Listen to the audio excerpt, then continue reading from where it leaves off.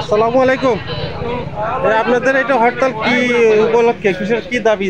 আমাদের দাবি হলো এই বিগত 53 বছরে এই বেড়া সাতিয়া এককভাবে আমরা নির্বাচন করেছি এবং নির্বাচিত হয়েছি। বেড়াতে এমপি মন্ত্রী সবই হয়েছে।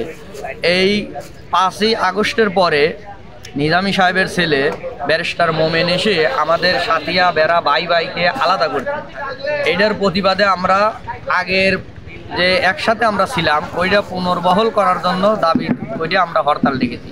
যতক্ষণ পর্যন্ত আমাদের দাবি না মেনে নেওয়া হবে ততক্ষণ পর্যন্ত আমাদের হরতাল চলবে। এই হরতাল কত সময় পর্যন্ত থাকবে? আজকে আমরা আপাততর জন্য সকাল 6টা থেকে সন্ধ্যা 6টা পর্যন্ত দিয়েছি। আবার রাত 8টার মধ্যে আমরা বসে ঠিক করবো আবার কালকে পরবর্তী সিদ্ধান্ত আসবে উপর থেকে। এইবার আসবে আমাদের নৌপথ, রেলপথ এবং স্কুল, কলেজ, রাস্তাঘাট সব, অফিস আদালত সব বন্ধ করে দেওয়া হবে আমাদের দাবি না মানা হলে।